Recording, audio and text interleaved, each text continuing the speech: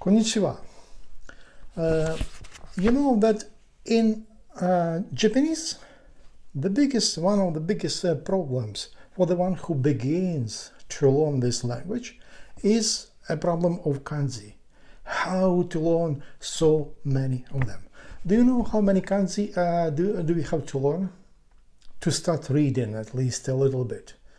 It's about 2,136. In fact, it's a little bit more. We need about 3,000, maybe 5,000, something like this. But to start with, this is the optimal number where we need to learn. And you know how many years it takes Japanese kids to learn these 2,000 and plus kanji? 10 years. My question, do you want to spend 10 years to learn these 2,000 kanji? Of course not. You would not even start learning Japanese if you knew that it would take so long. But the question is, why does it take so many years? I have one experiment to offer for you. Go to some room in your apartment or where you live, in your house, and smell a flower and calculate how many seconds do you feel the smell. If you don't have a flower, get some perfume. Get anything, go to anything which has a smell and count how many seconds you really feel that smell. So put space and I will wait for you, okay? And I will count even. 1, 2, 3. So you did this experiment, right? And you see that it's about 3 seconds, 5, not more than 10 seconds. Especially if it's pleasant smell, we feel it less. If it's bad smell, we could smell it a little bit longer. So what does it happen? It's because it is a part of our nature to get adapted to the things so quickly. Now let's try to apply this to kanji. So they learn kanji. Just imagine learning kanji for 10 years. There is some kind of a problem there, and it's because I believe they use just one technique of learning kanji. For example, Anki. Just imagine Anki. You press Anki for 10 years in order to learn these kanji. It's horrible. So I developed, let's say, compiled, put together about 100 techniques to learn Japanese kanji. And my name is Yuri Besarab, and I will have, let's say, 100 and more plus programs for you, and in every one I will share like a different technique of learning Japanese kanji. Of course, if Russian imbeciles, led by their moron dictator, if they don't start a really big war against Ukraine, because I am Ukrainian, we live in Ukraine, not far from the capital of Kiev. So, we need to start with something, and that is, you know, I mean normal people, without deficiency or without some illness, I speak about normal, healthy people. When we don't succeed in something, in this case, when we don't succeed in learning Japanese language, or Japanese kanji to be more specific, there is something wrong. It's not because we are stupid, it's just because we don't know techniques of how to do it. But before I give you those techniques of like very precise techniques on how to learn kanji, I have to say that there are many other things we have to know. Long time ago, there was a book of Kourinsky, and it is Autodidactics, English, French, and German. It's about autodidactics, and it's Kourinsky was a Ukrainian philosopher, musician, poet, and he developed like a new science of autodidactics. There is no other autodidactics but autodidactics of Kourinsky, which he later called post-psychological autodidactics. This book is translated to English. So this one, it was in Russian. This one is translated to, it was translated to English, and I will give the link. You can buy it because there are so many things. I will mention some of them, but there are so many of them there that we need to acquire. We need them to become a part of our, let's say, nature. If you are so lucky to speak Ukrainian, or read Ukrainian, or know Ukrainian, I highly advise this book. He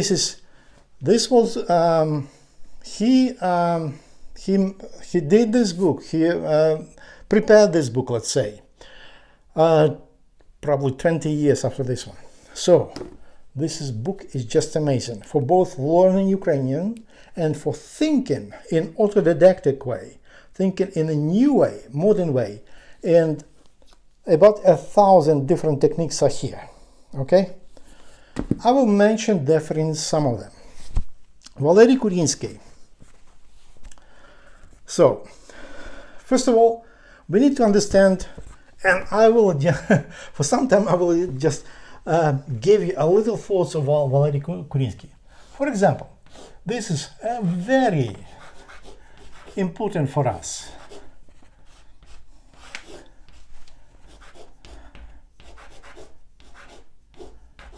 It's very important for us to understand that this is the way they approach a human in this world these days. Both scientists, not scientists, teachers, professors, etc. So they consider human to be an animal. It's horrible. Are you animals? Are you cooking animals?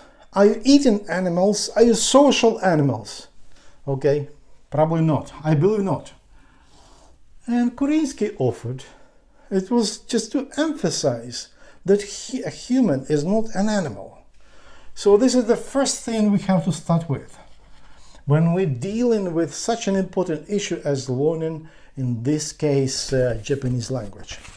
So, next point, that we have to accept some of the principles, because in every science there is a principle. So we have to take another one. We can speak about this for long. Why a human is not an animal. We have an animalistic, let's say, organ or instrument that is very similar to mammals, but it's different. Next point, there is no such a thing as memory.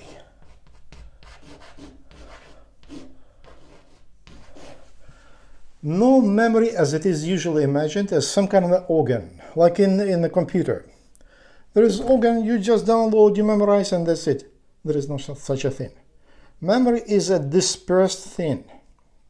Memory exists in every cell in this world. Otherwise, they wouldn't combine, they wouldn't work together. So, memory is a function. That's why in every textbook where it is written memorize, we need to cross it out, or bleach it, or replace it with a word. I suggest it's even better. Just replace it with learn. So, but how to learn? Very good question. So, Kourinsky suggested, after his whole analysis, that we cannot learn something if we don't love it or interested in it.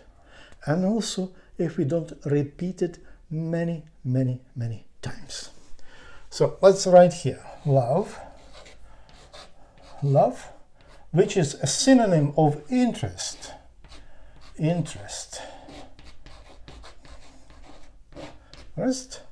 plus repetition.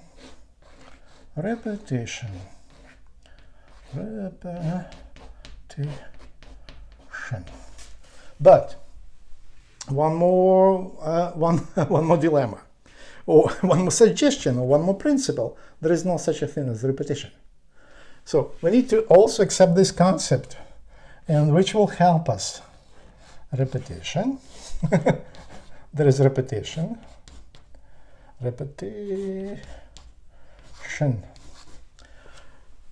we repeat only formulas. We can repeat a formula. We can write this same sentence many times. But if we go into details of it, into the matter even of that formula, so we will see that everything is different. That's why every atom in this world is different. Every. Water is different, languages are different, all of us are different, eyes, etc., etc. No matter, everything. So, next point, which is very important for us, that we need to divide, usually in education. When we learn something, we don't divide the things into, let's say, into stages.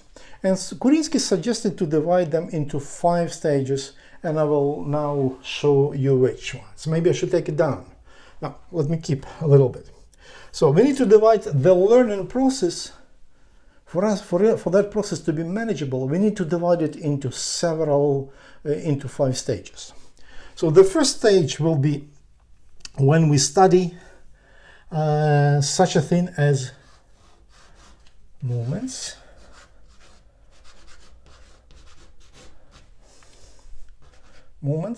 that lead us to sounds. Okay, sounds. Because only when we move our speech organs, only then we can have as a result a sound. So first of all there is movement, then there are sounds. So that is the first stage on which we need to focus, and usually it is called in the books as pronunciation or phonetics. If we speak about linguistics, they call phonetics, but usually they speak about this phase, about the last phase. They describe the last phase. It's like describing a sound of violin. Okay? So that's why when we study something, and when we start here sounds, we are confused completely. We don't know what does it mean. So we will work on this stage with you very soon. Next stage, there is movements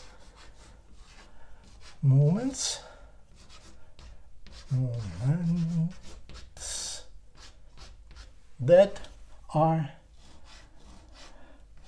words. It means that when we start combining several movements, for us to be able to make a word. And so this is about combination. And next one, do we have this place? Yes. Let's see, we have some place. Next one, that is the passage technique, or passage en français. Passage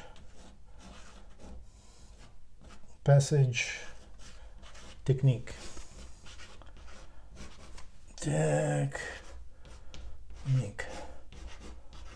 It's about when we already start speaking, when we put together words. Okay, that is the stage. Next one, do we have the place there? Yes. When we start reading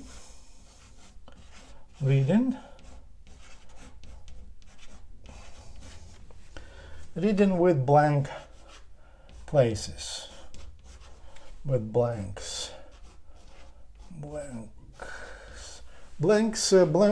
places. That's when we read a page and we see some words that we don't recognize. Okay, and it's easy. I can give you many examples of this. And but we understand in the whole. Okay, we understand that's the stage, the other stage. There is one more stage. I don't know whether it fits. I will just name it because it doesn't fit in the screen. That is reading, the 5th stage. So it's 1, 2, 3, 4, and the 5th stage is reading and simultaneous understanding of what we are reading. So with this, I believe there is one important thing. Okay, very often, where to place it? Maybe somewhere here. Very often we don't know how to set up goals. If our goal is to study the language, just to ask the beer in the bar, so we don't need all of this. No need to. It's very easy. We learn just to be at S, and that's it. in Japanese. So we need to learn how to set up such goals that will be like in that sonnet of Shakespeare, delight for every wandering bark. Yeah, bark means a boat. So setting goals for, in such a case when we learn our languages, we should set up something very poetic goal to be achieved, something very beautiful. For Japanese language, it's like to be able and to read, for example, Basho and plus 100 more literature, best literature, Japanese literature pieces. That is the goal. And this goal will encourage us. It will create always the necessity for us to learn more and to go further. With this, I would like to make a pause. I mean, this is the first video, and in the next one I will go directly to this stage. Okay? If you like this video, please put like, share it, and also you can ask your questions. In the next one, we will work in the next video. We will work on something which is extremely important about these things, which movements to make in Japanese, or how to pronounce Japanese sounds, without which it's almost impossible to go further without problems. Okay? So see you in the next video. Until the next video.